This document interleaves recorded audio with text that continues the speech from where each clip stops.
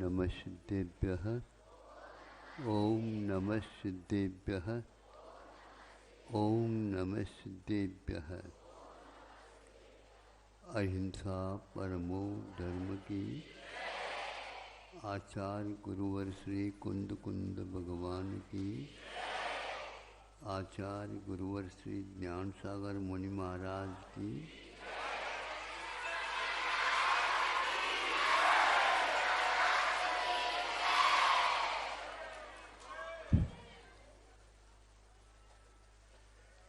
आपने सुना होगा श्रवण बेलगोला में मनोज्ञ प्रतिमा कामदेव की,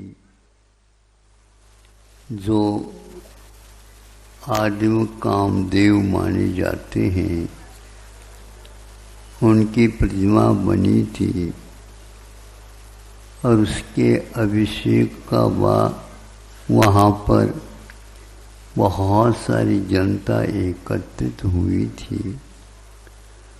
एक से एक बढ़ कर के सेठ साहूकार अभिषेक के लिए तैयार हैं, अपने हाथों से कलशा दे करके, और क्रमशः सब लोगों को अनुमति दी गई थी। अभिषेक प्रारंभ हो गया। बड़े बड़े घड़ों से, वहाँ छोटे छोटे कलशों से तो नहीं, किंतु बड़े बड़े घड़ों से धारा होती थी। चालू कर दी सुबह से ही, किंतु धारा नाभि के नीचे नहीं आई। इतने सारे सारे घड़े उसके ऊपर डाले गए, किंतु नाभि के नीचे धारा नहीं आ गई। अब क्या करोगे बताओ? सभी लोग देखते रह गए।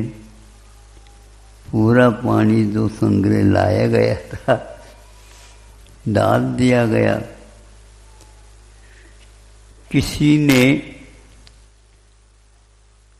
कई व्यक्तियों ने अपने अपने मन से सोचा संभव है किसी देव ने आकर के कीलित कर दिया हो, कुछ भी हो, लेकिन साक्षात दिख रहा है। इसी बीच में एक बुढ़िया अपने हाथ में छोटी बिलिया लेकर के आई। बिलिया बिले बोलते ना, बिले लोटिया तो बोलते ही, उधर भी बोलते होंगे। अब यहाँ ये लोग अभी बुंदेलखंड से परिचित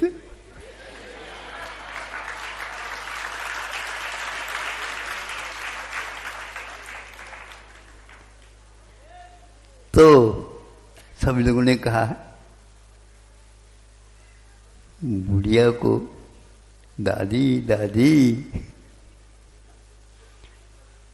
यहाँ पर तो देखो कितने घड़े हो गए खाली, पूर्ण अभिषेक नहीं हो पा रहा है। तो ऐसी स्थिति में सभी लोगों ने इससे क्या होगा, इससे क्या होगा, ये हमारी भावना भी तो पहुंचाओ।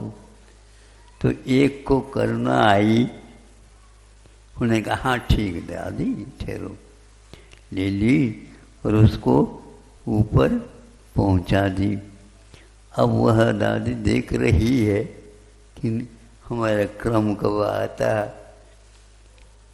जब क्रम आया है और उसके अभिषेक की धारा छोड़ दी तो ऊपर सिर से वह नीचे की ओर आकर के नाभि को भी पार कर गई।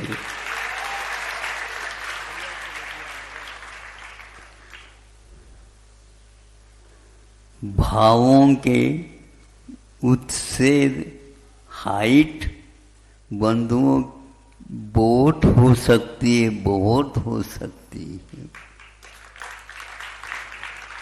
ये हाइट कोई हाइट नहीं, ये तो भाव है।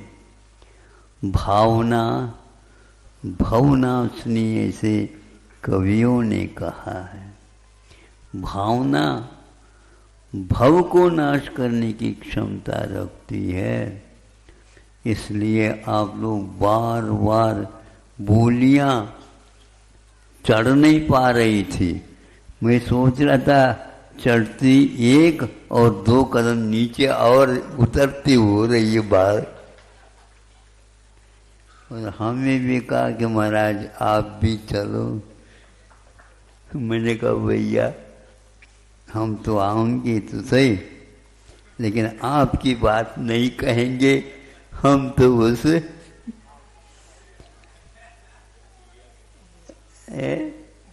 दादी की उसी की बात आप लोगों को याद दिलाने के लिए मन कर गया, तो हमने तो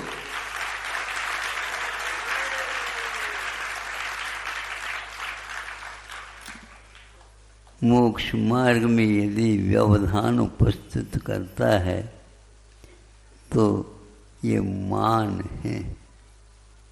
इसलिए मान किसकी खुराक है?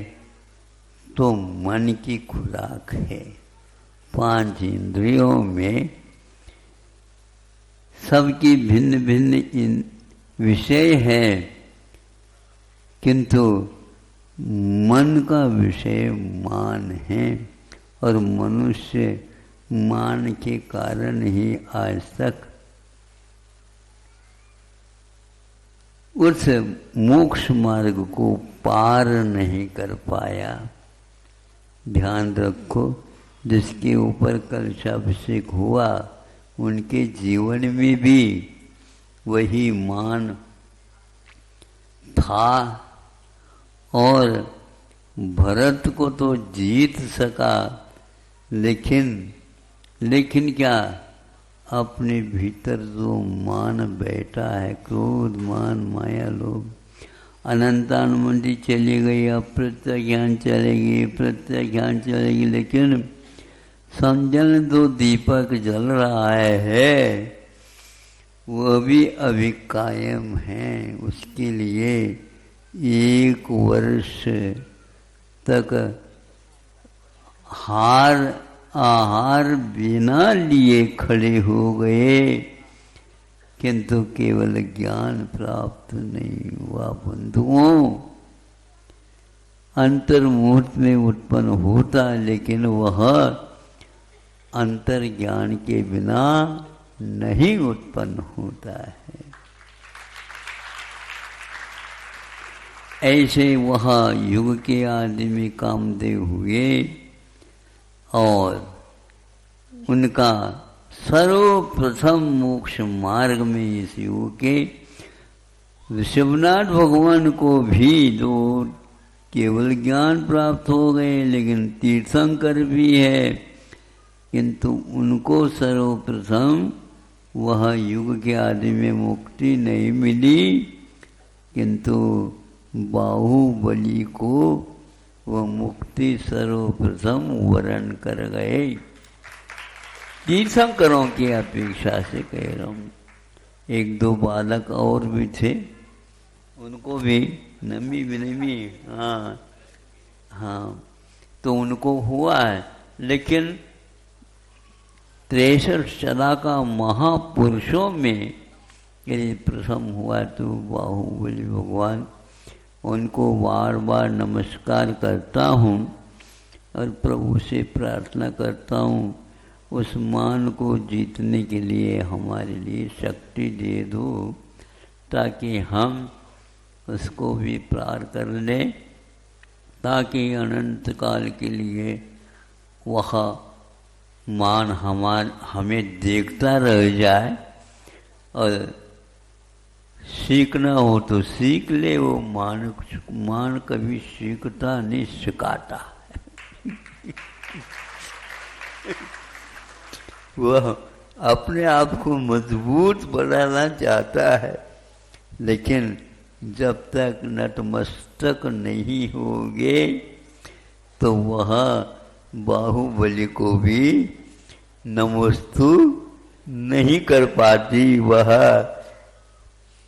मुक्ति रमा जिसको बोलते हैं। धन्य है ऐसे पुरुषों ने पुरुषार्थ करके हम लोगों को उपदिष्ट किया है। हम उनका उपकार, उनके दिए हुए उपदेशों का अनुकरण करके ही पूर्ण कर सकते हैं, अन्यथा हम उसको कभी पूर्ण नहीं कर पाएंगे। इसलिए उनके उपकार को यदि चुकाना चाहते हो तो अपने मान को समाप्त करो। अहिंसा परमो धर्मः।